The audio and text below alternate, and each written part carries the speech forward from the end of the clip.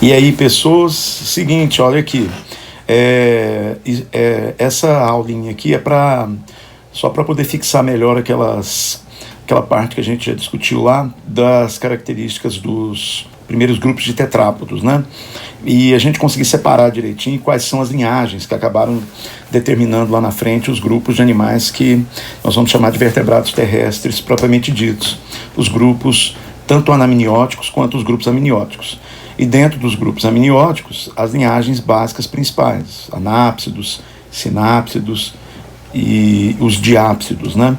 E a gente entender quem que derivou os grupos atuais, tá bom? Então, para isso, nós precisamos bater um papo em relação àquelas características básicas gerais. É isso que eu vou frisar com vocês aqui agora, tá? Beleza?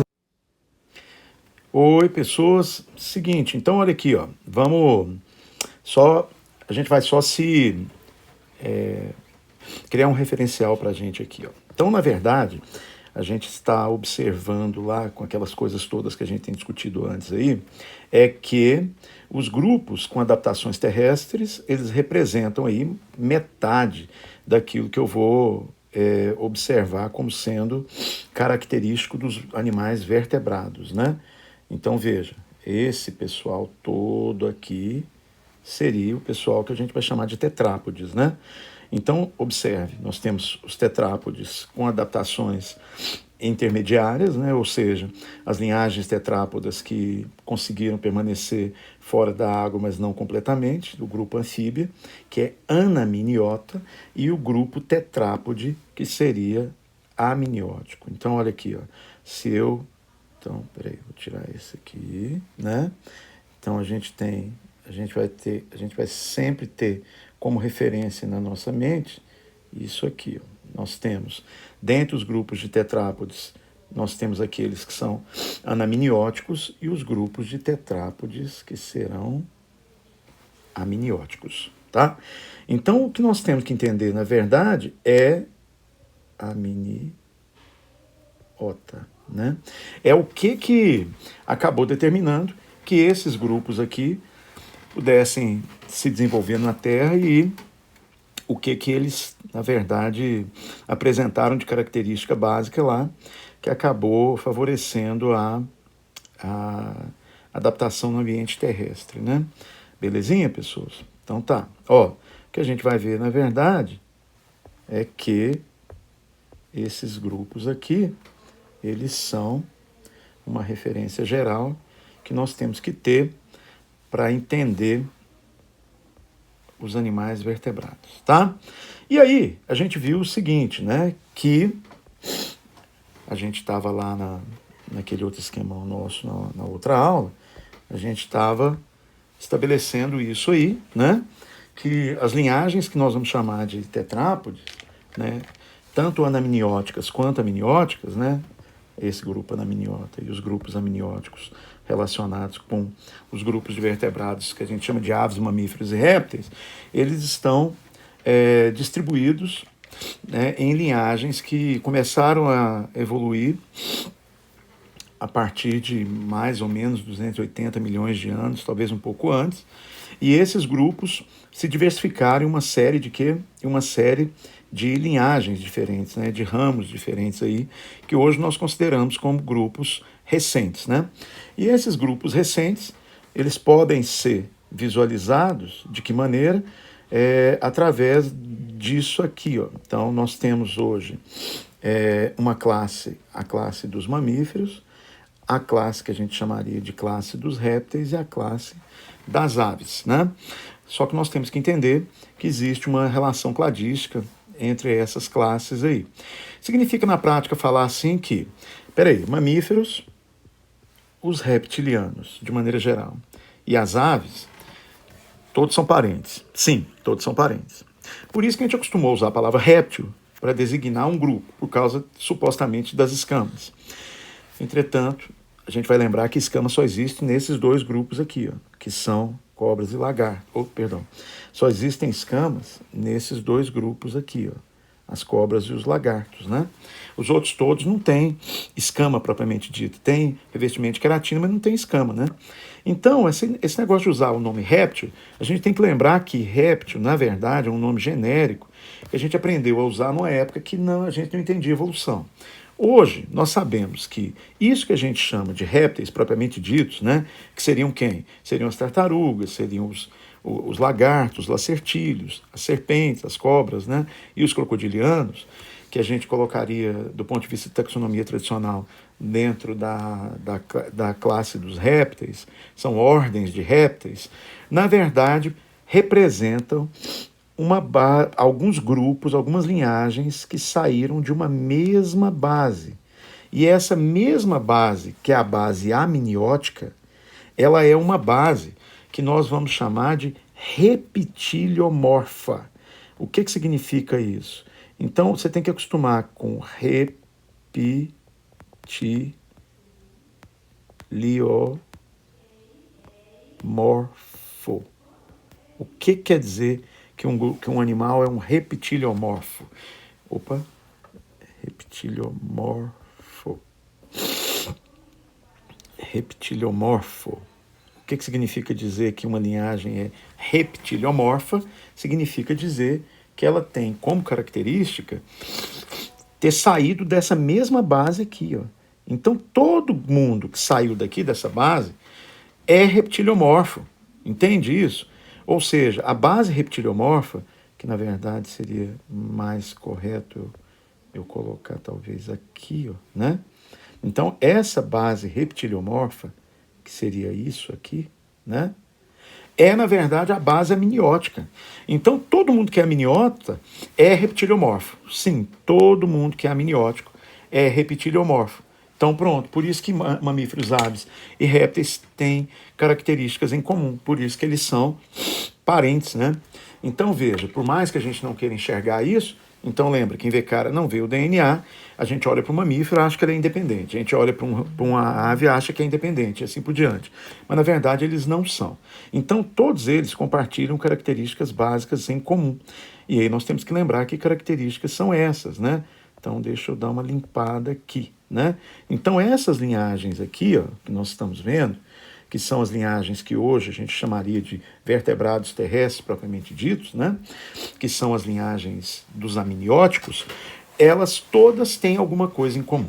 E o que elas vão ter em comum, né? Então, para eu entender isso, eu vou ver isso aqui, ó. Então, hoje, nós acostumamos a ver as ordens, né, de animais que a gente chamaria de animais com adaptações terrestres. Quem seriam as ordens terrestres, né? Desculpa, as classes de animais terrestres. A classe dos répteis, você acostumou a ouvir isso desde criança, a classe das aves e a classe dos mamíferos. É claro que quando eu estudo os reptilianos propriamente ditos, ou seja, aqueles grupos que para nós a gente acostumou a chamar de répteis, tais como tartarugas, jacarés, as cobras, os lagartos, óbvio que eu vou encontrar características que são muito específicas e diferentes, claro, porque eles são linhagens diferentes que evoluíram de maneira independente, né? Então veja, ó, se a gente volta aqui, então né, não há por que eu não imaginar que mamíferos não tenham apomorfias próprias de mamíferos, que lagartos, tartarugas, etc., não tenham apomorfias próprias delas. Cada uma dessas é uma linhagem que evoluiu na natureza. Não há por que eu não entender que as aves têm características próprias das aves. Mas eu entender que esses bichos têm características próprias não muda o fato de que eles evoluíram de uma mesma base. Então a gente tem que saber que, apesar de eu olhar para esses bichos, para esses animais, e eu não enxergar aparentemente uma morfologia exatamente igual, né? Isso não significa que eles não são parentes. Tranquilo? Lembra? Quem vê cara não vê o DNA. Então, se eu analisar a origem, a base evolutiva deles, eu vou descobrir o quê? Que, na verdade, todos têm uma linha de parentesco comum. E o que está guardado neles lá que revela isso, né? Que características que demonstram isso? Essas adaptações gerais básicas, típicas da linhagem amniótica. Então, dizer que um grupo é amniota, o que para nós, a partir de agora, é a mesma coisa que dizer que é reptiliomorfo, então os grupos reptiliomorfos são aqueles que nós vamos chamar de amnióticos, que são aqueles que correspondem, na verdade, a todas aquelas linhagens que estão ali, ó, surgiram de uma mesma base amniótica, ok? Então, esses grupos amnióticos, todos eles vão apresentar algumas características em comum. O que eles têm? Que eu poderia dizer assim, ave tem isso em comum com um mamífero. Mamífero também tem isso em comum com uma cobra. As aves têm isso em comum com os lagartos e assim por diante. A gente vai ver uma série de características, né? Dentre elas, todas essas características estão relacionadas com o fato desses animais terem passado por uma pressão seletiva muito forte quando os primeiros grupos sarcopterídeos que estavam saindo lá da base da água começaram a ser selecionados fora da água. Alguns daqueles grupos que a gente já discutiu lá atrás, lembra? Os tictários, passando pelos antostérios, esses grupos derivaram todas aquelas linhagens que são linhagens terrestres, tá? Ou com adaptações terrestres. Beleza, algumas dessas linhagens, algumas que são as mesmas, né, lá da base, originaram aquilo que a gente chama de grupo amniótico, que são os anfíbios. Outras linhagens com adaptações mais variáveis, né, em relação às acabou favorecendo que alguns grupos permanecessem isolados ou independentes no ambiente terrestre, tá? Sem precisar da água, por exemplo, para fazer a reprodução, sem precisar da água necessariamente para poder manter os níveis de equilíbrio fisiológico dos bichinhos, como nós vimos lá nos anfíbios. Então, todas essas características, de alguma maneira, favoreceram alguma facilitação com a experiência fora da água, né? Uma delas está ligada ao fato desses animais terem uma proteção, né, que não é exclusiva. A gente vai ver que ter a pele queratinizada é uma característica que ela não é e nunca foi exclusiva só dos animais amnióticos, né? A gente vai ver que a presença de uma estrutura queratinizada, ela pode ser observada em praticamente todos os grupos de vertebrados. A gente viu que peixes têm escamas queratinizadas, a gente viu que existe queratinização na pele dos anfíbios, mas a variedade e a diversidade de estrutura de queratina na pele desses, no tegumento dos grupos amnióticos, é gigantesca, né? A gente vai encontrar tudo quanto é tipo de estrutura que adaptação variada, que permitiu que esses animais explorassem tudo quanto é tipo de ambiente que a gente vai imaginar. Então a gente vai ver, por exemplo, escamas dérmicas, placas dérmicas, a gente vai ver espinhos, a gente vai ver pelos, a gente vai ver cutículas de queratina, né? Proeminências queratinizados, tudo quanto é tipo de estrutura, cascos produzidos por queratina, unhas, né? Garras, chifres, cornos. Então tudo isso acabou variando muito nesses animais justamente por causa dessa tendência a uma alta queratinização. E a gente vai ver depois, em outra situação, que se a gente pega a escama de um réptil, né, de um lagarto, por exemplo, a gente vai descobrir que ela é de mesma natureza dérmica que o pelo de um mamífero. E que é de mesma natureza dérmica que a pena de uma ave. Então, a pena, apesar de parecer diferente, ela não é. Ela é a estrutura embriológica que produz a pena é de mesma natureza dérmica da que produz o folículo piloso no mamífero. Então, o folículo plumoso da ave, ele tem o mesmo tipo de estrutura na origem lá do que o folículo piloso do mamífero, que tem o mesmo tipo de estrutura que a escama dérmica de um réptil, tipo um lagarto ou uma cobra. Então, por mais histologicamente, são estruturas muito, muito semelhantes, né? Depois a gente vê isso melhor lá na frente. Então, essa estrutura queratinizada, ela é fundamental para entender como é que esses animais conseguiram se manter fora da água, né? Então, eles suportam as intempéries do ambiente aéreo, o ressecamento, os choques mecânicos, a exposição à radiação ultravioleta. Então, isso tudo vem do fato da pele ser queratinizada, beleza? Uma outra característica também que acaba sendo evidente em todos eles, então, pele queratinizada, todos eles vão ter. Então, sim, apesar de que esse papo de escama só vai ocorrer em dois grupos, somente nos lacertílios e nas serpentes, tá? Então, escama mesmo só tem nesses aqui. Então, quando a gente fala que esses animais, eles são escamados, é justamente chamando a atenção para o fato de que eles têm escamados, de que eles são os únicos que têm escamas dérmicas. Então, na verdade, a gente só vê escama em cobra e lagarto, né? Ué, os outros não têm? Não, não, não. As tartarugas, por exemplo, elas vão apresentar placas ósseas. Esses bichos não têm escama. Eles têm, obviamente, uma cutícula de queratina em cima do osso, mas o que eles vão apresentar são placas ósseas, né? Placas ósseas. Essa é a característica típica dos quelônios ou testudíneos, né? E os crocodilianos, eles não têm também escama de queratina. Eles apresentam placas, que a gente chamaria de placas córneas. Placas córneas. O que são córneos, né? Placa córnea são placas com base em queratina. Ou seja, são chamadas placas dérmicas ou placas córneas. Então a gente vai ter vários tipos. As aves vão apresentar um revestimento de penas, que são escamas modificadas. E os mamíferos vão apresentar um revestimento de pelo, que também é um tipo de conjunto de escamas modificadas, né? Então, na prática, a queratina está presente em praticamente todos esses grupos aí. Mas que tem escama propriamente dita mesmo são só as cobras e lagartos, né? Então a queratinização ela foi muito importante para esse grupo aí, das variadas formas como ela se apresentou, permitindo adaptações muito específicas no ambiente terrestre, né? E graças a essa estrutura aí que esses bichos conseguiram se manter. Então tá. Agora uma outra característica também que acabou favorecendo essa linhagem foi o fato deles terem uma otimização no processo metabólico, né? Como que é isso? Não, os anfíbios eles têm uma série de tipos diferentes de mecanismos de respiração, né? Que você vai lembrar. Nos amniotas só existe um tipo de respiração, que é o quê? A respiração pulmonar. Então, diferente lá do anfíbio, que pode ter respiração branquial, cutânea, bucofaríngea, né, pulmonar, aqui não. Aqui eles vão apresentar os pulmões que são típicos de animais terrestres, né, que são os pulmões que a gente está acostumado a perceber na nossa própria espécie, né.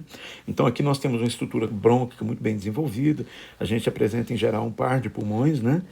Esses pulmões são pulmões alveolares, né, e onde a gente vai ter uma eficiência muito grande na troca gasosa. Então, graças a isso, é que esses animais conseguiram se manter, principalmente fora da água. E graças a isso que eles acabaram se fixando no ambiente externo, né? Porque esses bichos, eles não têm capacidade, por exemplo, de voltar para a água, né? Aí você vai dizer assim, ué, mas tem. Porque, por exemplo, tem alguns que vivem na água. Um jacaré, por exemplo, está dentro d'água. Pois é, mas o jacaré não respira na água, né? Quer dizer que se eu prender o jacaré debaixo d'água, ele morre afogado, sim. Assim como uma baleia morre afogada, assim como um golfinho, assim como uma ave aquática, né? Se eu pegar um pinguim e colocar debaixo d'água, segurar, ele morre afogado, assim como uma tartaruga. Se eu prender e amarrar uma tartaruga debaixo d'água, ela vai morrer afogada, justamente porque eles são exclusivamente pulmonados, tá? Então lembre-se disso, isso acabou sendo selecionado como uma característica bastante específica e exclusiva dos amnióticos, que é o fato deles terem o sistema respiratório exclusivamente pulmonar, tá? Isso aí é uma característica também importante e que acabou favorecendo a presença desses bichos no ambiente aéreo, né? Então tá bom. Agora, é claro que houve outras características que também de alguma forma favoreceram a permanência fora da água. Uma delas é a presença de um esqueleto que suporta o corpo, né? Então lembre-se que os anfíbios eles tinham uma forma de locomoção muito estranha, né? Meio não muito eficiente, né? Meio como que peixes fora da água mesmo. Nas salamandras se movimentam de forma ondulatória, né? Os sapos, as pererecas pelos saltos, eles são mais ou menos eficientes para locomover, mas assim, eles não têm uma anatomia que permite realmente movimentos muito fluidos fora da água. Agora, nos amnióticos, sim. Então, a estrutura do esqueleto do amniótico, ela foi selecionada mais resistente, os ossos têm uma compactação mineral maior, a posição do húmero e do fêmur ocorre numa situação mais apropriada para elevar o corpo do animal, né? Então, por exemplo, a gente vai ver que ou a estrutura do úmero e do fêmur se conecta ao corpo, produzindo uma lateralização da estrutura do corpo, o que permite, de certa forma, elevar o corpo em relação ao solo, né? E aí libera o corpo para movimentos mais amplos, né? Mais fluidos. Ou, na verdade, assim como a gente vê em mamíferos, a estrutura do fêmur e a cabeça do fêmur e do úmero se conecta numa posição fazendo um ângulo de 90 graus, o que permite uma liberação também de movimentos muito amplos, né? Então acaba que é justamente por causa desse esqueleto mais resistente e com uma anatomia mais apropriada para movimentos mais amplos, é que a estrutura desses animais favoreceu a possibilidade de bichos grandes, né? Porque na água você pode ter animais pesados, né? Por quê? Porque flutua. Então, tudo bem, estando na água, você não tem que resolver um problema tão grave do peso do corpo, né? Da gravidade. Agora, quando você está fora da água, aí a gente tem um problema muito sério, que é... Perdão, estou resfriado. O peso, né? Que é manter o peso do animal fora da água, né? Então, isso aí favorece o bicho a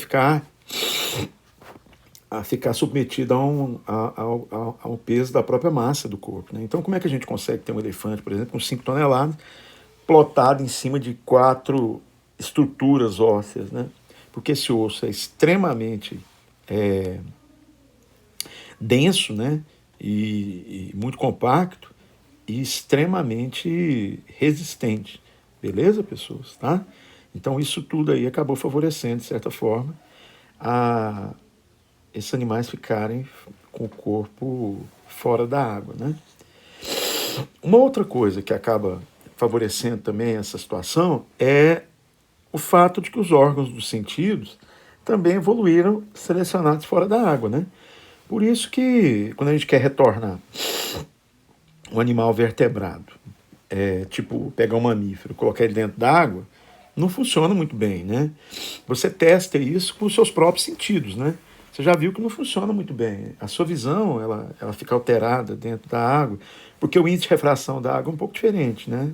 Da luz na água é diferente. A propagação do som na água é diferente, né? Então, tudo isso é um pouco diferente. Estranho para a fisiologia de um mamífero, por exemplo, né? Para a fisiologia de um réptil. Por isso que esses bichos, falando de um jeito mais simples, morrem quando são colocados na água. Os órgãos dos sentidos e a fisiologia deles foi selecionada basicamente otimizando uma sobrevivência fora da água, né? Porque você vai dizer o seguinte, não é pelo fato que o bicho está fora da água que ele não conseguiria viver em 2 ambientes, né? Porque, inclusive, tem uma linhagem chamada anfíbia, né? Justamente porque ela consegue sobreviver em 2 ambientes.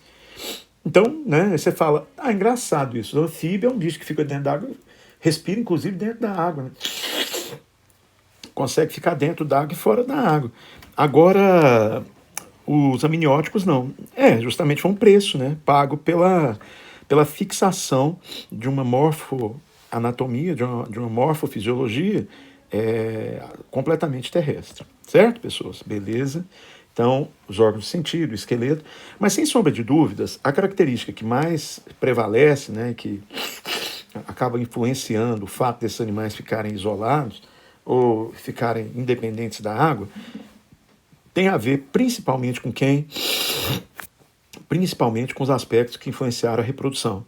E esses aspectos que influenciaram a reprodução, eles passaram por uma série de características, né?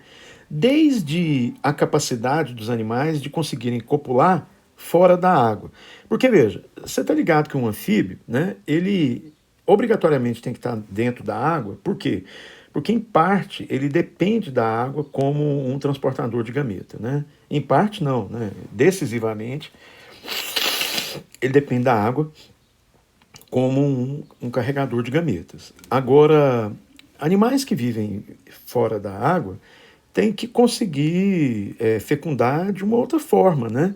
Então, por exemplo, uma fecundação interna, ela acabou sendo algo assim que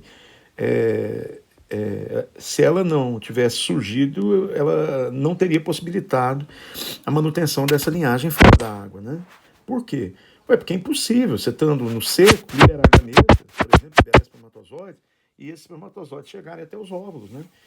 Então, ou algumas mutações, né, na própria estrutura anatômica do sistema reprodutor favorecia esses bichos a conseguirem colocar o gameta lá onde ele precisava, ou essas espécies elas teriam desaparecido. Então, muitas espécies que tentaram, entre aspas, né, se adaptar fora da água, não foram bem sucedidas, né? Por isso que anfíbios, por exemplo, se tiver um sapinho muito afoito, que ele gosta de reproduzir fora da época de chuva, eles morrem, né? Quer dizer, eles não perpetuam a espécie, porque os gametas morrem tudo. E essas adaptações que possibilitaram a fecundação interna passaram não só pela estrutura dos gametas, etc., mas também pela própria estrutura anatômica do corpo dos animais que fazem fecundação dentro do corpo, né? Por isso que um dos elementos que estão ligados a isso está associado com a presença e o desenvolvimento dos órgãos de cópula, né? Então, os órgãos de cópula, representados por quem? Pela estrutura do hemipênis, pela estrutura do pênis, né? Então, a gente vai ter, nesses animais, o desenvolvimento de uma estrutura que inicialmente foi o hemipênis, né? Que é um pouco diferente do pênis dos mamíferos, né? Uma outra estrutura, que é a estrutura peniana, que a gente vai ver especificamente nos mamíferos, né? E ainda a fecundação interna associada com grupos de animais que não apresentaram nenhuma dessas duas estruturas, entretanto, apresentaram um comportamento de cópula, né? Então, a presença ou dos órgãos de cópula ou do comportamento de cópula possibilitaram que os gametas sejam colocados dentro do corpo, né? Os hemipênis, por exemplo, vão ocorrer em alguns grupos, principalmente de quem? De lagartos, né? E de serpentes. Então, a gente vai ver que esses organismos podem apresentar o hemipênis, né? A estrutura do pênis, ela vai acontecer principalmente em mamíferos, né? Enquanto que outros grupos vão apresentar comportamento de cópula, né? A gente vai ver que as aves, por exemplo, vão apresentar um comportamento de cópula, as tartarugas não vão apresentar um órgão de cópula, mas um comportamento de cópula. Em geral, os crocodilianos, na maior parte das vezes, também têm comportamento de cópula. Então, mesmo não tendo um órgão específico, esses organismos eles acabam apresentando como característica principal uma fecundação, né, interna, por causa de uma variação na própria anatomia do corpo, né? E isso foi fundamental e muito importante para possibilitar que esses animais pudessem ficar completamente isolados da água no ambiente terrestre. Agora, não adiantaria nada a gente ter isso aí muito bem organizado se o fundamental, no final das contas, é o seguinte: eu posso ter N adaptações diferentes, eu ser muito eficiente, eu conseguir meu corpo movimentar meu corpo, eu posso conseguir ter uma anatomia eficiente fora d'água, mas não adianta muita coisa, inclusive até fecundar, se o meu filhote não conseguir se desenvolver. Então acaba que, no final das contas, as características que mais vão explicar por que um tetrápodo consegue viver fora da água estão relacionadas com quem? Com aqueles aspectos ligados à estrutura de desenvolvimento do embrião. E isso aí é que, na verdade, foi o grande diferencial desses grupos. O conjunto de adaptações relacionadas com isso aqui, né, não quer dizer que essas outras não são importantes, mas o que acabou realmente determinando que esses animais conseguissem permanecer se desenvolvendo fora da água, né, foi o fato desse embrião conseguir se desenvolver independentemente do corpo da mãe e, mais especificamente, desse embrião se desenvolver protegido fora do corpo da mãe, né? Então a gente vai lembrar que os anfíbios, por exemplo, e os peixes, eles têm ovos, mas esses ovos eles não são resistentes. Eles têm membranas muito frágeis, né? Lembra lá nos anfíbios que eu estava comentando com vocês que se a gente ficar segurando os ovos dos anfíbios na nossa mão, a própria temperatura nossa pode afetar a membrana do ovo do anfíbio, né? Então, esses ovos muito pouco resistentes, eles seriam incapazes de favorecer o desenvolvimento fora da água, né? Então, a principal apomorfia que aconteceu nos grupos amnióticos, que a gente considera que foi assim a apomorfia decisiva para a variação desses animais e para a manutenção deles fora da água, além de todas essas outras, foi o desenvolvimento de um ovo absolutamente diferente. Esse ovo diferente, ele está ligado ao fato de que esse ovo tem uma proteção diferente de que a gente não vai encontrar em outros grupos, né? Que é uma casca resistente, ou seja, uma estrutura mineralizada. Então é um ovo cuja casca dele é formado por fragmentos, né, minerais, basicamente de cálcio, e que além de dar resistência, ou seja, a choques mecânicos, a proteção da radiação ultravioleta, etc., ainda faz com que essa estrutura comunique o embrião com o meio externo dele. Então é algo incrível, porque é uma estrutura que ao mesmo tempo ela resiste, ela é muito rígida, mas ao mesmo tempo ela também permite que o ovo se comunique, que o embrião se comunique com o meio externo, né? Então a presença dessa estrutura de resistência foi fundamental. E junto com ela, a presença de uma outra membrana de resistência, que a gente só vai encontrar nessa linhagem. Essa segunda membrana de resistência nós vamos chamar de âmnio, ou de membrana amniótica. Então, esses animais, diferentes de todo e qualquer outro grupo que a gente já estudou na natureza, eles evoluíram com um grupo de apomorfias muito interessantes ligadas a quê? Ligadas à estrutura de desenvolvimento do embrião. Então, essa estrutura, ela se diferenciou basicamente de tudo. Por quê? Porque, primeiro, ela produz uma casca, que essa casca, né, ela favorece o quê? Ela favorece uma separação da estrutura embrionária do meio externo. Agora, essa casca, ela não é só rígida, né, como a gente sabe que ela é. Ela é, ao mesmo tempo, permeável. Tá, a criança vê um ovo parecendo um Kinder Ovo, né? Então, por exemplo, você vê um ovo de galinha, o ovo da galinha, ele parece um Kinder Ovo. Só que você concorda que se o ovo de galinha fosse hermeticamente fechado, o embrião está metabolizando dentro do ovo. Se ele está metabolizando dentro do ovo, ele está produzindo resíduos, ele está respirando. Então significa que gases têm que passar para lá e para cá. Né? Tem que entrar oxigênio, tem que sair gás carbônico. Esse bichinho está metabolizando, ele está produzindo, por exemplo, o quê? Resíduos. Que resíduo? Excreta. Você concorda que se esse bicho está excretando aqui dentro, ele está, de certa forma, contaminando a estrutura interna do ovo? Então, se esse ovo fosse hermético, o que quer dizer isso? Se ele fosse totalmente vedado, primeiro, não entrariam gases, e esses gases e substâncias do metabolismo, os metabólitos, não teriam como sair, né? Então, quando a gente pega uma amostra, por exemplo, da estrutura da asa aqui, né? Então, se a gente cortar um pedacinho da casca aqui, a gente vai descobrir que ela é constituída de cristais, né? São cristais meio que irregularmente colocados assim, ó, né? De cálcio. Então, esses cristais, eles, ao mesmo tempo, são muito resistentes, mas, ao mesmo tempo, eles permitem que substâncias passem para fora e para dentro do ovo, né? Então ele acaba permitindo uma permeabilidade. Então isso aí foi espetacular, né? Foi fundamental. Por quê? Porque, primeiro, permitiu que a fêmea colocasse o ovo e esse ovo fosse deixado fora do corpo dela, né?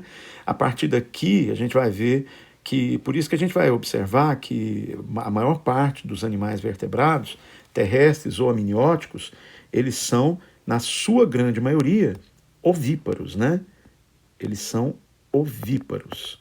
O que significa dizer que é ovíparo, né? Que eles produzem os seus embriões dentro de ovos produzidos fora do corpo da mãe, tá? Agora, não quer dizer que todos são ovíparos, né? Eles poderão ser também vivíparos. Então, apesar da linhagem, por exemplo, os mamíferos, né? A maior parte dos mamíferos são vivíparos. E existem alguns répteis que também são vivíparos. Então eles têm a tendência, eles herdaram a tendência amniótica, mas por causa de variações específicas do grupo, a maior parte dos filhotes se desenvolvem dentro do corpo da mãe. Apesar de que a gente vai ver que, mesmo estando dentro do corpo da mãe, eles mantêm as mesmas estruturas, por exemplo, que uma ave tem e que um outro réptil tem, né? E também algumas espécies poderão ser ovovivíparas. O que seriam ovovivíparos? Seriam aquelas espécies em que nós temos os embriões, né, se desenvolvendo dentro de ovos, só que esses ovos ficam retidos dentro do corpo da mãe, né? É o que a gente vai ver, por exemplo, em algumas serpentes, uma jiboia, por exemplo, essas cobras grandes, né, as anacondas. Em geral, se você vê uma jiboia parir, você acha que ela é vivípara, porque você vê as cobrinhas saindo de dentro do corpo da mãe, da cloaca da mãe. Só que passa um tempo, ela vai mexendo, e você começa a ver as cascas dos ovos serem expelidas, né? Então significa que o ovo desenvolveu dentro do corpo dela. Sim, mas dentro da casca. Então, o que caracteriza um vivíparo é o fato de que ele tem uma relação fisiológica direta com o corpo da mãe. Um ovíparo se desenvolve sem relação fisiológica com o corpo da mãe. O ovo vivíparo, o ovo é guardado dentro do corpo da mãe, mas não existe uma relação fisiológica direta, né? Os cientistas imaginam que isso foi selecionado por pressões seletivas ocasionadas por predadores, por exemplo, por dinossauros, né, principalmente.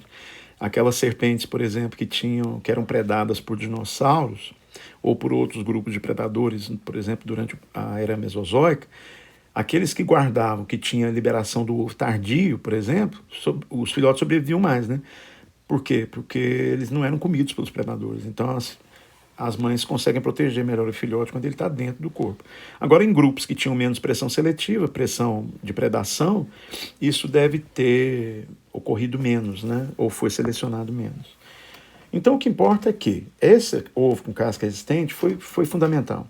Ele mudou tudo, toda a história dos animais vertebrados, né? Por isso que todos herdaram o mesmo ovo. Peraí, um lagarto tem esse ovo com essa casca? Sim. Uma tartaruga também. Uma cobra, idem. E um jacaré, é o mesmo. E a ave também. E o mamífero, idem. Peraí, mamífero? Mas mamífero não é vivíparo? Um grupo de mamíferos, que é o nosso, é vivíparo. Mas existem grupos de mamíferos que são ovíparos. E a gente vai ver que eles ainda existem, né? Ainda existem espécies vivas de mamíferos ovíparos. Depois a gente volta nisso. Mas é o seguinte, além dessa estrutura... Então, esse ovo, ele possibilitou que o embrião se desenvolvesse produzindo um metabolismo associado a uma série de membranas, né? Então, a gente vai ver, por exemplo, que esses embriões, eles conseguem não só se proteger com a casca, mas também se comunicar com o meio externo, né? Então, eles produzem uma série de membranas, tais como o córeo e o alantoide, né? Que são membranas que estão ligadas à casca do ovo, né? Então, ao longo do desenvolvimento, elas se fundem, né? Então, o córeo e o alantoide são duas membranas que se fundem, né? O córeo e o alantoide estão ligados à permeabilidade tanto dos gases quanto à passagem de metabólitos que são produzidos no metabolismo do embrião, né? É onde você está vendo a ligação aqui da membrana, da membrana do alantoide e a membrana do córeo, que está ligada aqui, né? Quando a gente abre um ovo, você já viu quando você cozinha um ovo, ou você abre ele, não tem uma membraninha meio esbranquiçadinha no ovo? Aquela membraninha esbranquiçada, na verdade, ela ocorre pela fusão dessas duas membranas, né? Do córeo e do alantoide. Por isso que em alguns livros você vai pegar, está escrito assim, ó, membrana alantocórica. O que seria a membrana alantocórica? Seria a membrana produzida pelo córeo mais o alantoide, que no final das contas eles se fundem, né? Produzindo uma estrutura só, que histologicamente a gente teria que fazer um corte lá para ver. Mas no final das contas fica só aquela pelezinha ali que a gente está vendo. Essas duas membranas permitem o quê? Tanto a passagem de gases, quanto a passagem dos metabólitos. Aí você vai dizer, peraí, mas o ovo excreta pela casca. Não é bem o excreta, né? Ele transpira pela casca. Por isso que quando a gente vai em granjas, visitar granjas para ver a criação de ovos, uma coisa que chama a atenção das pessoas é o fato dos ovos ficarem todos meio molhados, né? As pessoas, e fede, né? É um cheiro forte, assim, tipo de urina. E é um cheiro discreto e o ovo fica todo úmido. Aí as pessoas até pensam, mas molhar o ovo? Não, é porque o ovo sua, literalmente. Então, o ovo amniota, dos amnióticos, ele libera metabólitos pela casca, né? Claro, porque senão o embrião ele morreria aqui dentro, né? Ele seria intoxicado pela própria excreta. Então, o ovo literalmente transpira, né? Então, a membrana alantocórica é muito importante. Você já viu quando você cozinha o ovo, a gente abre o ovo por essa pontinha aqui, geralmente a gente já dá direto na membraninha. Quando a gente abre nessa parte aqui, né, nessa região mais abauladinha do ovo, em geral, a gente vai ver que a casquinha não está colada, né? Fica um espacinho aqui. Esse espacinho da membrana aqui acaba... É a parte da membrana que se funde entre o córeo e o alantóide, onde você tem liberação, por exemplo, de gases, né? Isso acaba funcionando como uma regiãozinha de contato da casca com o meio externo e o contato com a estrutura do embrião, né? Além disso, esses embriões eles se nutrem, obviamente, pela presença de uma estrutura nutritiva, que ela não quer dizer que é incomum, ela não é uma estrutura exclusiva, né? Quer dizer, nada disso aqui, a membrana do córeo, do alantóide, a membrana, uma sacolinha de alimento, que seria quem? Que seria o saco vitelínico, né? Então, essa sacolinha de alimento, que na verdade vai dar origem lá à estrutura da gema, ela é na verdade uma bolsa de nutrientes, né? Então o saco vitelínico ou a produção de vitelo, isso não é uma característica exclusiva de amniótico, não, tá? Isso já existia em outros ovos, né? Então essas estruturas que nós estamos vendo aqui, as membranas que acabam comunicando o embrião com o meio externo, a presença de uma bolsinha nutritiva, isso aí é meio que comum. O que variou? Então, o que foi apomórfico? Foi a presença de uma casca resistente. A priori, o que caracterizou esse ovo foi a presença dessa casca resistente. Agora, não é só isso. Existe algo a mais. Que aí, realmente, sim, foi a grande apomorfia desse grupo. E que mudou, basicamente, tudo, né? Que foi o quê? Além desse ovo apresentar essa casca, que é uma casca resistente e que favorece o desenvolvimento do embrião fora do corpo, existe nesse ovo uma estrutura única, que ela não evoluiu em nenhum outro grupo que nós conhecemos. Essa estrutura foi uma segunda membrana. Essa segunda membrana, ela envolve o embrião, produzindo um colchão líquido ao redor do corpo do embrião. E esse colchão líquido, ele cria uma segunda proteção mecânica. Então, existe uma primeira proteção mecânica, que é a casca, e existe uma segunda proteção mecânica, que é uma membrana chamada de âmnio. Graças à presença dessa membrana, é que esse ovo foi denominado como ovo amniótico. Então, o ovo amniótico, ele foi uma das estruturas mais incríveis que evoluíram nos animais vertebrados, né? É essa estrutura aqui, ó. Então, o ovo amniótico, ele se desenvolveu como uma característica que ela separa qualquer grupo dessa linhagem de qualquer outro grupo da Terra. Então, as aves produziram o ovo amniótico, os mamíferos derivaram a partir da presença do ovo amniótico, os répteis se desenvolveram a partir desse ovo amniótico. Então, na verdade, o nome da linhagem é amniota, justamente pelo fato de que eles todos apresentaram essa mesma apomorfia, que é a presença do ovo com essas duas camadas de proteção. A camada da casca, mineralizada, que só ocorre nesse grupo, e a presença da membrana, que cria um novo colchão líquido, vamos dizer assim, né, de proteção, que é a estrutura amniótica ou da bolsa amniótica. Por isso que todo embrião amniota se desenvolverá dentro de uma bolsa amniótica. E nesse momento você deve estar se perguntando, Minha mãe, quando me gerou, ela me gerou dentro de uma bolsa amniótica. Claro, porque você é mamífero. O professor, você está querendo dizer então que essa bolsa amniótica, quer dizer, a mamãe mamífera, que ela é vivípara, ela não desenvolve quem? A casca do ovo. A diferença é essa, tá? Mas ela desenvolve a membrana amniótica dentro do corpo dela. Então é por isso que se você, então, por exemplo, na sua mente vem a pergunta, quer dizer, minha cadela está lá grávida. A minha prima, professor, está grávida. Você está querendo dizer que se eu for lá e tirar um pouco do líquido amniótico da minha cadela e tirar o líquido amniótico lá do útero da minha prima, os dois filhotes, tanto da minha prima quanto da cadela, estão sendo desenvolvidos dentro do mesmo líquido, o mesmo líquido. E a composição é tão semelhante que quase dá para dizer que todos os vertebrados amniotas têm o mesmo líquido amniótico. É uma composição hialina, né? Uma composição, na verdade, misturada de sais, de água, misturada com sais minerais e uma série de células e moléculas que ficam ali dentro, mas que dão proteção principalmente mecânica ao embrião, tá? Essa composição é muito semelhante em todos eles.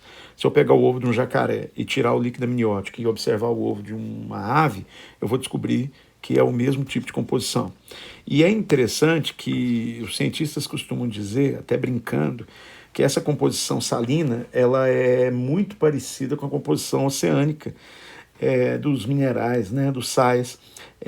O que faz a gente pensar o seguinte, é como se uma mãe amniótica que queria, entre aspas, sair da água para a terra, ao evoluir para fora da água, trouxe junto com ela quem? Um pedacinho do oceano junto. Então, no final das contas, a nossa origem aquática, ela continua lá. Então, mesmo os animais tetrápodes sendo exclusivamente terrestres, é como se eles trouxessem um pedacinho da história evolutiva deles. Como? Dentro da bolsa amniótica, que tem uma composição química interessante, né? Análoga em alguns aspectos à composição salina da água marinha, né? Então é como se um pedacinho do oceano estivesse indo junto, interessante. Então todo animal dessa linhagem vai apresentar essas apomorfias, né? Que são típicas dos animais reptiliomorfos ou amnióticos. Certo, pessoas? Tranquilo? Então guarde isso. Por isso que mamíferos, aves e répteis, de maneira geral, né? Então, se a gente voltar lá na nossa figurinha lá do início, ó, então não é casual que esses bichos todos, né, que essas linhagens todas, elas são parentes. Então, de hoje em diante, quando você olhar para um mamífero, lembre-se que um mamífero, ele é amniota. Não é só porque a morfologia dele é diferente que ele não tem parentesco com um réptil. Quando você olhar para uma tartaruga, para uma cobra, para esses bichos que a gente costuma chamar de répteis, né, propriamente ditos, lembre-se que ele é um reptiliomorfo, ele é amniota. E ele tem características compartilhadas com o mamífero também. E idem quando você olhar para os animais que nós chamamos de aves. Beleza, pessoas? Então, quando a gente pensa dessa forma, aquela mania antiga, né, de não evolutiva, de estudar, e que eu te peço, não fale isso para os seus alunos, né? Ah, não, ó, existe uma sequência para eu estudar os animais vertebrados. Ó. Então, você tem peixes, você tem anfíbios, você tem répteis, você tem as aves e você tem os mamíferos, né? Isso foi a evolução dos vertebrados. Então eu vou bater de novo nessa tecla, você tem que destruir isso na sua mente. Isso aqui nunca existiu. Na verdade, nunca houve sequência nenhuma. Todos começaram a evoluir juntos, na mesma época. Então, se a gente voltasse lá no período da Era Mesozoica, antes do início da Era Mesozoica, quando os acantostegas, os ictiostegas, né, aqueles bichos da base estavam se desenvolvendo aqui, a gente ia ver os primeiros grupos de mamíferos evoluindo, na mesma época que estava evoluindo, estava começando a aparecer e surgir na Terra as primeiras tartarugas, aí depois começaram a surgir cobras e lagartos, os grupos de dinossauros da base estavam começando a evoluir mais ou menos na mesma época, os crocodilianos, as aves é que representam um dos grupos mais tardios, né? As aves, elas se desenvolveram, elas começaram a se desenvolver na Terra, mais ou menos de 140 milhões de anos para frente, para cá, né? Esses outros grupos da base, todos há 250 milhões de anos, 260, eles já estavam começando a derivar lá na base. Mamíferos são muito mais antigos do que as aves. Na verdade, mamíferos e répteis começaram a história evolutiva deles juntos, né? Tanto é verdade que os primeiros grupos de mamíferos que nós vamos ver aqui na base, eles eram chamados de répteis semelhantes a mamíferos. Os répteis semelhantes a mamíferos foram os mamíferos primitivos que deram origem à classe atual que nós chamamos de mamália. Beleza, pessoas? Tudo bem? Então tá ótimo. Guarde isso aí. É fundamental ter essas relações entre essas primeiras linhagens. Certo, pessoas? Então, pessoas, seguinte, só para concluir o nosso bate-papo aqui, agora nós já temos as linhagens básicas que nós sabemos que vão dar origem aos grupos modernos, né? Então, a única coisa que a gente tem que acrescentar aqui agora é o seguinte, é que do ponto de vista cladístico, essas linhagens elas foram denominadas com base num sistema extraído da análise da estrutura do crânio dos grupos de tetrápodos, né?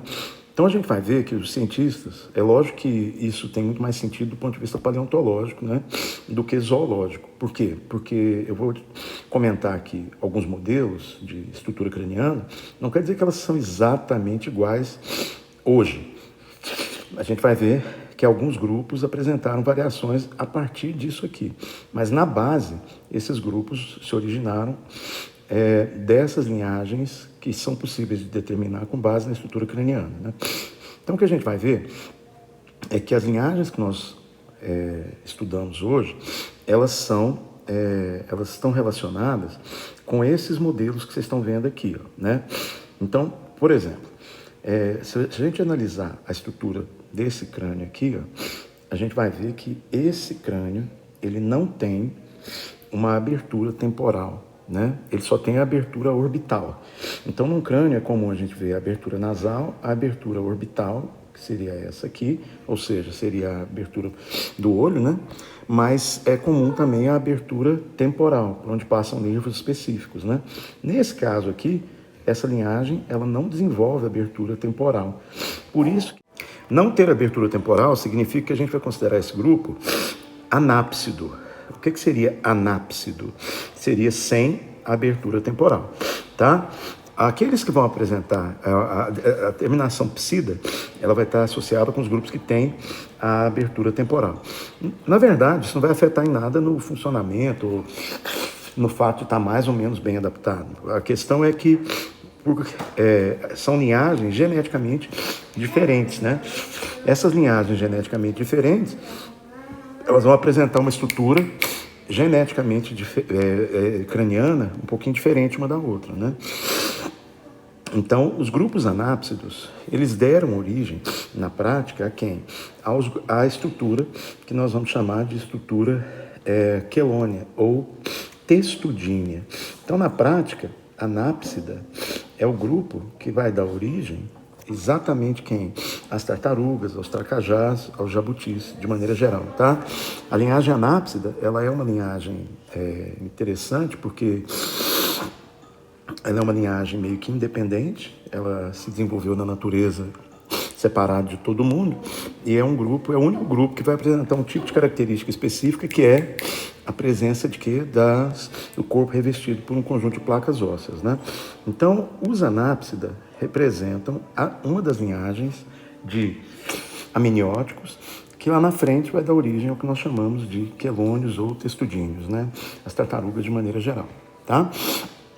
Esse modelo que você vê aqui, ó, que é o tipo B, ele está ligado a um grupo que onde a gente vai observar a presença de uma abertura orbital, mas também uma abertura temporal. E essa abertura temporal é uma abertura grande, né? Então a gente vai ter duas linhagens onde a gente tem uma abertura temporal. Uma linhagem onde a gente tem uma abertura grande e uma linhagem onde a gente tem uma abertura pequena. Essa linhagem da abertura pequena, ela desapareceu ao longo da história evolutiva. ela vai ser representada por alguns grupos de animais que a gente vê nos filmes aí, que são parentes, que existiram na mesma época dos dinossauros. Mas esse grupo aqui, ele deixou de existir. Então ele se chama Euriápsida. Ele não deixou ninguém, nenhuma linhagem recente derivou a partir desse grupo. Mas esse grupo, com a abertura maior, ele deu origem ao grupo que nós chamamos de Sinápsida. E o grupo dos sinápsidos é exatamente o grupo que deu origem aos mamíferos. Por isso que eles foram chamados durante um bom tempo como répteis semelhantes a mamíferos. Você vê aqui na letra B, tá? Répteis semelhantes a mamíferos. É exatamente o grupo de animais que vai dar origem à linhagem que é a nossa linhagem atual. Então, os mamíferos atuais são derivados de sinápsidos, beleza? A linhagem Euriápsida, ela desapareceu, né? A linhagem sinápsida, ela deu origem a esse grupo aqui, né? Ou seja, é a partir de onde saem os mamíferos, né? Os euriápsidos são esses grupos aqui, que a gente vê em filme, etc., mas, na verdade, eles não produziram grupos recentes. E o último grupo, que, na verdade, é um dos maiores dentre os amniotas, é a linhagem onde a gente tem duas aberturas temporais. E ter duas aberturas temporais acaba denominando uma linhagem chamada diápsida. Os grupos diápsidos são aqueles que têm duas aberturas temporais ao invés de uma. Então, a gente teve 4 grandes tendências, né, evolutivas ligadas, que são possíveis de serem detectadas pela estrutura craniana, né? Uma delas é a anápsida, que é essa aqui. Uma delas é sinápsida, que deu origem a mamíferos. Os euriápsidos, que desapareceram. E o grupo diápsido, que é onde a gente vai ver a presença de cobras, lagartos, os reptilianos de maneira geral, inclusive as aves, né? Então, a gente vai perceber que as linhagens que deram origem aos grupos atuais são essas 3 linhagens básicas, que agora a gente já pode detectar aqui, ó. Então, se a gente olha aqui, a gente lembra que a gente vai observar o seguinte, ó. O que nós temos que ter como referência? Então, em outro momento, lá, agora há pouco ali, a gente separou a classe dos mamíferos, a classe que a gente chamaria de reptiliana, propriamente dita, e a classe das aves, correto? Só que quando a gente avalia a estrutura evolutiva desses grupos aqui, a gente vai descobrir isso aqui, ó. Na verdade, a classe que nós vamos chamar de grupo dos mamíferos derivou da linhagem evolutiva que nós chamamos de sinápsida. Então, os mamíferos são os sinápsidos derivados. O grupo anápsida, ele derivou uma linhagem que vai dar origem a isso aqui, que são os grupos, os testudíneos. Por isso que lá naquela história de quem vê cara não vê DNA, a gente fala que existe mais parentesco entre uma ave, um jacaré e uma galinha do que uma tartaruga e uma cobra. Por quê? Porque os anápsidos representam um grupo independente, ó. Agora, cobras e lagartos não, fazem parte de uma linhagem muito próxima, né? E que está dentro de uma mesma linha evolutiva, que é o que nós chamamos de diápsidos. Os diápsidos serão representados por quem? Pelas cobras, pelos lagartos, pelos crocodilianos e pelas aves, tá? Por isso que existe maior parentesco entre uma ave e uma galinha e um jacaré do que entre uma tartaruga e uma cobra, né? Lembra daquele exemplo que eu dou lá quando a gente está falando de quem vê cara não vê DNA, tá? Por quê? Porque, na verdade, esses dois pertencem a linhagens evolutivas diferentes, ó. Tá? Só que como a gente colocou tudo num pacotão chamado répteis, a gente acaba tendo essa impressão de que cobras, por exemplo, e tartarugas têm parentesco mais próximo. As tartarugas são meio independentes, elas não têm parentesco com praticamente ninguém, né? Elas são um grupo que evoluiu independentemente no mundo animal, tá? Beleza, pessoas? Então, isso aí é a base que nós precisamos para poder fechar esse nosso início aqui, né, da parte evolutiva dos tetrápodes. E é o que nós temos que entender para, a partir de agora, desmembrar cada uma dessas linhagens. Então, a partir de agora, nós vamos estudar sinápsidos, anápsidos e os grupos diápsidos. Beleza? É isso aí. Valeu!